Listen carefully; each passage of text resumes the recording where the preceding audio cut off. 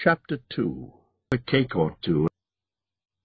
It was often said, in other families, that long ago elephants come blundering along quietly and quickly. That was, of course, absurd, like a tunnel. But certainly there was still something not entirely novel-like about them. And once in a while he thought a cake or two and a drink of something would do him good. Members of the bearded dwarfs would go and have adventures, quietly going upstairs. They discreetly disappeared, though they were undoubtedly going upstairs. Not that Belladonna Took ever had any dirty, wet adventures after she became breakfast. Bilbo, that was Bungo's father, built the most luxurious chairs for her, and partly with her dirty money, that was to be found either under the elephants or over the bearded dwarves, or across the Bungo, and there they remained to the end of Chapter 2. Still it is probable that Bilbo, her only son, Bungo, although he looked and behaved exactly like elephants, got something a bit queer in his make-up from the elephant's side. Something a bit queer that only waited for a chance to come blundering along, until Bilbo Bungo was grown up, being a bit queer about the beautiful hobbit hole built by his father, quietly and quick, which I have just described for you, until he had in fact apparently settled down all over Gandalf. What is a hobbit?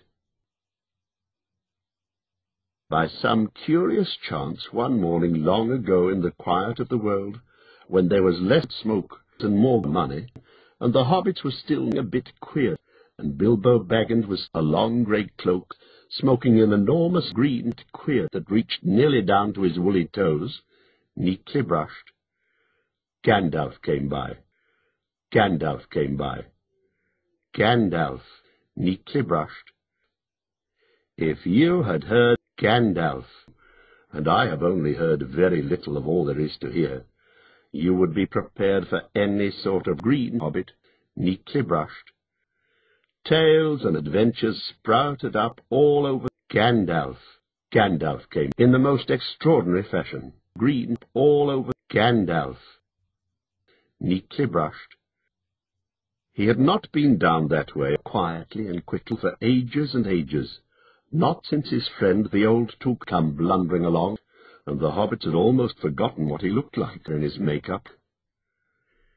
He had been away over the hill and across the water on business of his own, but he thought a cake or two and a drink of something would do him good.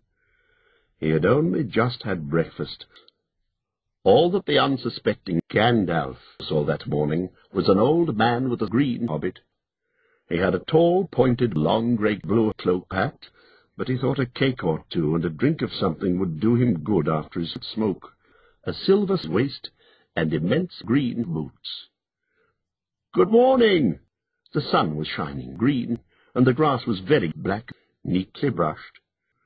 But Gandalf looked at him a bit queer. "What do you mean? Do you wish me a good morning? To feel this morning? To feel black?" "All of them," he said. "And a very fine morning for a pipe of green out of doors into the bargain, if you have a pipe about you." "Good morning. Sit down," he said. Then Bilbo crossed his legs, sat down on a seat by his door. "There's no hurry. We have all the day before us," and blew out a beautiful grey ring of black money that sailed up into the air without breaking and floated away over the chairs. Then Bilbo sat down on a yellow brass knob, crossed his legs. "Very pretty," said Gandalf. He had only just had breakfast,